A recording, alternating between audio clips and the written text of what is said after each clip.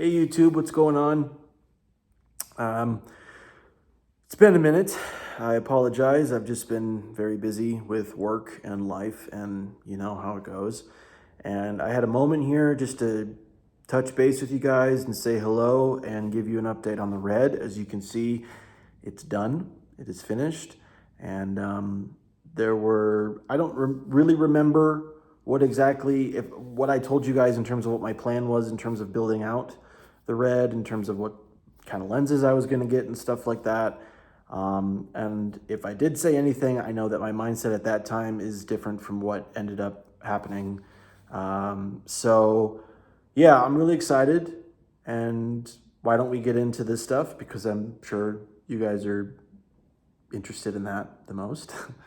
So for those of you, just as a quick thing, for those of you that are unaware of like, what the fuck is this? This is the first camera that Red ever made. It's the Red 1. The camera came out in 2007, and then there were two different iterations of the sensor technology in this camera body. The first Red 1 had a sensor called the Mysterium, which wasn't really that great. You needed a lot of light. It was like ASA rated at like 320. So the same ASA rating as like the F900 and stuff like that. It didn't have a whole lot of dynamic range, the usual. It had about the same dynamic range as the F900 did. I don't care what anybody else fucking says. The original Mysterium sensor did not have a whole lot of latitude to it.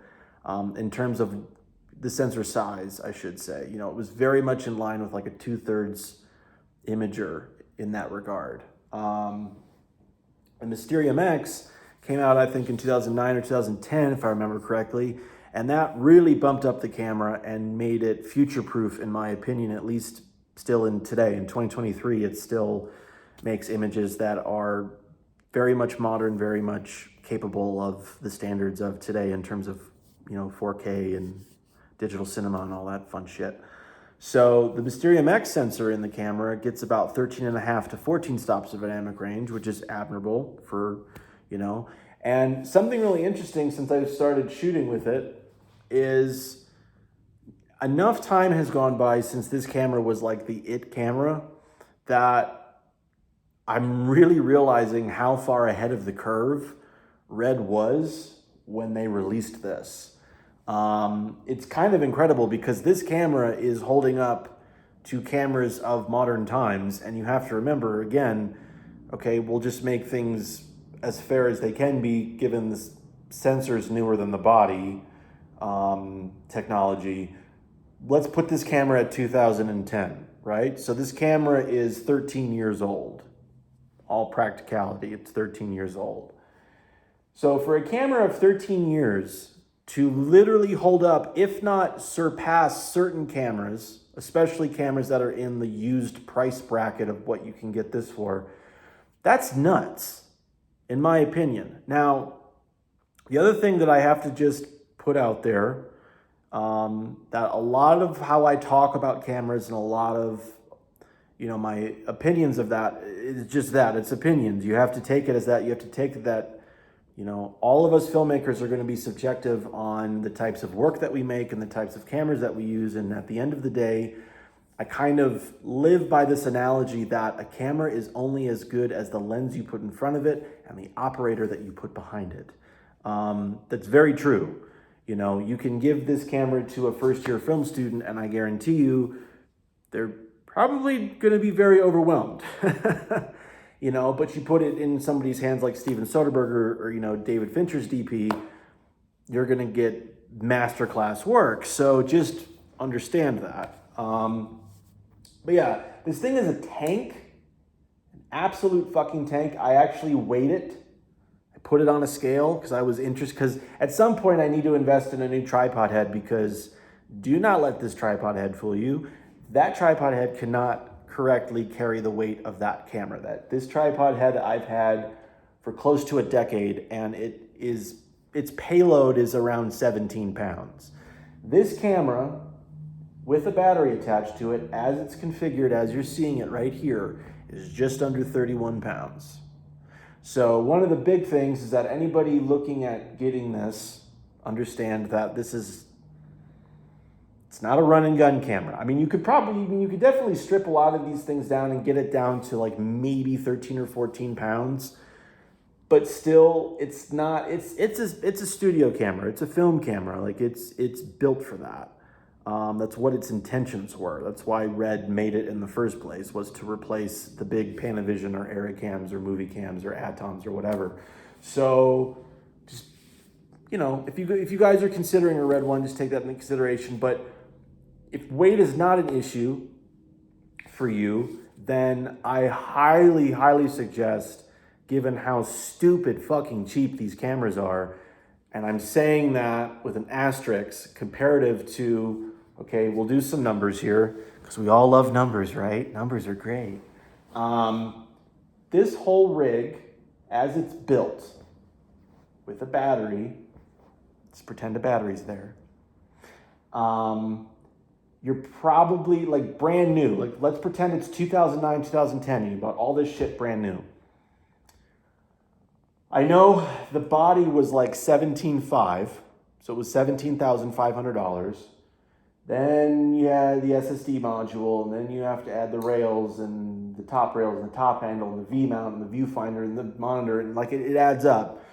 So you're probably looking at around $25,000 to $30,000 brand new sitting on that tripod. None of that is worth that now. I mean, the only two pieces sitting on my tripod right now that I actually bought brand new is the follow focus unit and the matte box. I don't remember offhand who made the follow focus unit that I'm using now, but the matte box came from an amazing company that I've been following and have been in love with since I was in my mid-20s. It's a company called Shape, and I believe they're out of Canada.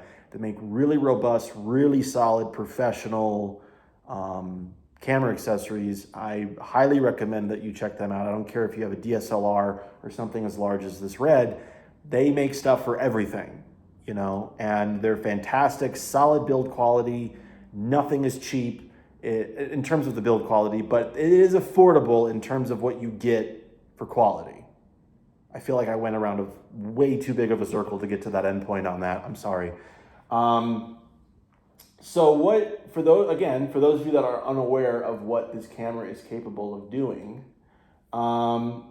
this camera maxes out at 4.5K resolution, which, for most things, especially like me, most of the stuff that I do is showing up here on this channel as like personal projects and stuff. That's more than okay. 4.5K is more than fine. I know that the industry is slowly starting to creep into 8K and 12K. It's fucking mind-boggling. But for most of our purposes, everybody watching this video, you don't need more than 4.5K. The one caveat to the 4.5K mode is that it only allows you to record in the 235 or 239 aspect ratio. If you want to shoot in 16:9, or 2:1 or whatever, you're just going to be at 4K. You're going to lose like half a K of resolution. Not a big deal. The color science in this has been updated since I first owned this. For those of you that are unaware, I did own a Red one once before in 2015. And it was like right at the bleeding edge of when Red stopped servicing this camera. Like when I had my Red one for the first time, you could still send your Red in to be serviced by them, and they still did firmware updates and everything, but that day has long since passed. So that's another thing to let you guys know, that if you're interested in the Red one, understand that there is no warranty, there is no technician like Red does not service this. They will not even fucking help you with it. It is off their repertoire now. It is long gone. It is ancient fucking news. So understand that if something breaks on this, that's it. You're fucked. So the big thing to understand is that whether it's this camera or, those of you that were subscribed to my original channel, where you were following my vlogs of all the older cinema cameras that I was getting, just like I said in those old vlogs that no longer exist, you are taking a risk. You are getting really, really superb image quality. You're basically getting like a Maserati for the price of a Honda Civic. But you have to also understand that if something craps out, that's it. You're done. So what I've learned in my trial and error of doing that a lot of times in my life is the key things to look for if you are determined to invest and experience these older cinema cameras. Find ones that are in near mint to open box shape, otherwise don't invest. Find ones that have under 1,000 hours on them. I don't care what anybody else says. There's people on the red message boards that I even talked to when I was doing my own research, and they were like, yeah, I know red ones and red epics and red scarlets that have like 50,000 hours on them and they're still ticking. It's just like a car, okay? So the key thing is that the older logic boards get, the transistors give out, all that stuff, like all the like chips and components and whatever. So find something under 1,000 hours. This red one right here, when I got it, had around 380 hours on it. It was barely used. It's practically an open box shape. Everything that is sitting on here looks as if I just took it out of a box. And that's usually been my MO with used equipment, is that you always try your damnedest. Even if you have to pay $200, $300, $400 more for that security, you're paying for the fact that something is well maintained, has rarely ever been used. Never buy something that's been a rental. Don't ever fucking do that. You are asking for problems. I take it from my experience because I've done that. And if the camera doesn't look like it's been beat to shit and thrown out of a 50-story window, it will cost you in its performance. I absolutely guarantee that to you. That's why there's so many cameras that are from VER and Panavision and Keslo that are just sitting on eBay and nobody's touching them, because most professionals know I am taking a huge risk grabbing this because it was a rental. You don't know who's touched it. You don't know what it's been through. You don't know like if it's been dropped, if it's been slammed up against a wall, if it fell off a Steadicam or a pair of tripod legs. Like, it's not worth the risk. So always look for used equipment, whether it's this red one or whatever the fuck it is, that it looks like it's been well taken care of. It's a one owner situation. Those are always the best. Always make sure that you look for used equipment that has a return policy, that gives you some sort of a window to fully evaluate every button, every menu, every feature on the camera body, making sure everything works, that nothing is, kind of fucked. And that gives you a sense of security. So if something does happen, you can go and return it. Even if something looks as good as this and it says no returns accepted, get the fuck away from it. Because I've done this so many times, and I'll give you a little bit of history here. So I've been working with cameras since 1999. I got into it very, very young when I was 9 years old. I started freelancing in 2003 when I was 13. From 2003 to 2023, it's 20 years. I've owned and operated over 70 camera models. New, used, whatever. Whether it's camera trades, selling, reselling, like I have gone through a plethora of different scenarios and cameras of different varying conditions. And I am telling you, from 20 years of experience of trading and selling and flipping and flopping fucking camera equipment, please, for the love of God, take my advice, because I want you guys to be able, if you're as excited as I am and you're as much of a camera nerd as I am, and you have never worked with cameras like this before, and they're now economically in a lot more people's reach, please just follow what I just said in this vlog and make sure that you are protected, that your investment is protected, because cameras like this, the manufacturers aren't going to do shit for you. They do not care about this anymore.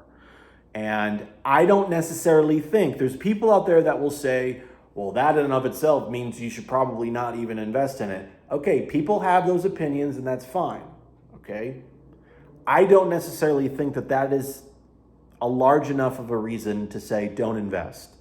Because if you do your due diligence and you do your education and you understand the conditions of camera equipment, and you could get 2, 5, 6, 7 years out of something, and you're not, that's worth it to me. Because the experience of using cameras like this are huge. There is so much. When I started getting into Let me back up because I'm sure there's a lot of people watching this that don't even know who I am or know my history or anything. So I started from like 2003 to 2014. I was literally just working with cameras in the mini DV world, the 3CCD, third inch imager type space. That was the only experience that I had. So cameras like the Panasonic DVX100, the Panasonic HVX200, the Canon XL2, those types of cameras. And then in 2014, I moved to the 2/3 inch cameras. I got a Panasonic SDX900, which is a standard def camera. And then from there, I moved up to the Red 1. I had the Red 1 for a while, which was a huge leap.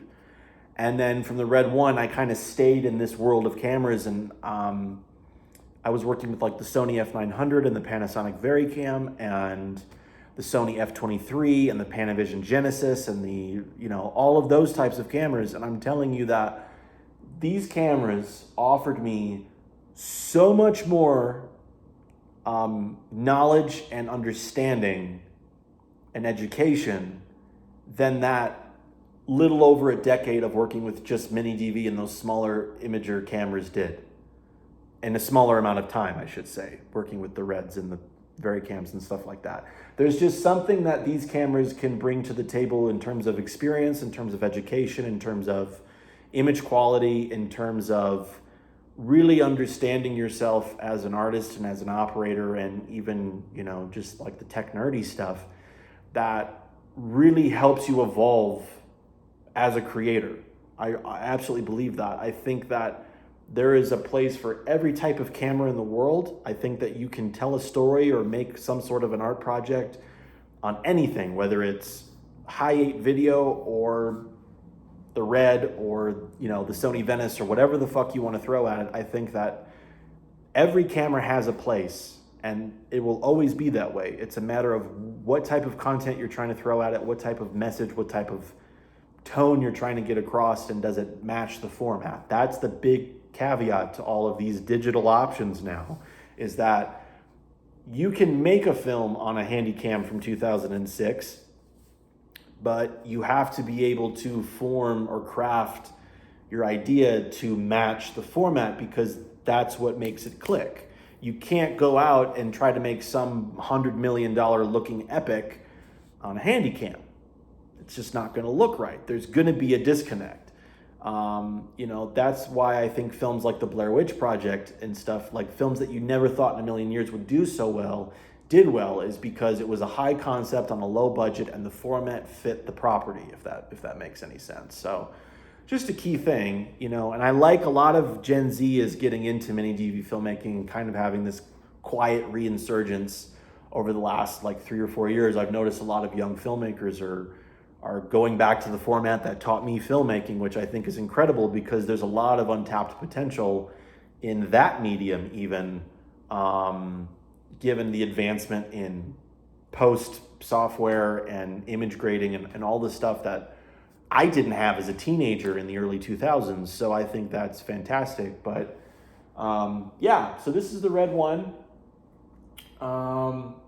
Shoots on, the little Red Mags SD cards. I think I've got one sitting over here. So this is the recording media that the camera uses. This is a 64 gig. I haven't really figured out the recording times yet, but solid. And it just goes into the side, like right here.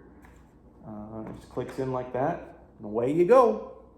The camera, I do also have the old spinning disc drives that you could get with this camera. It's like 320 gig drive, but it adds a lot of weight on the back end. So until I can get a tripod to support all that weight, I'm just using these Red Mags, because it takes a lot of weight off the camera and allows some center balance to be a little bit better there. So the lenses that I got 2 lenses.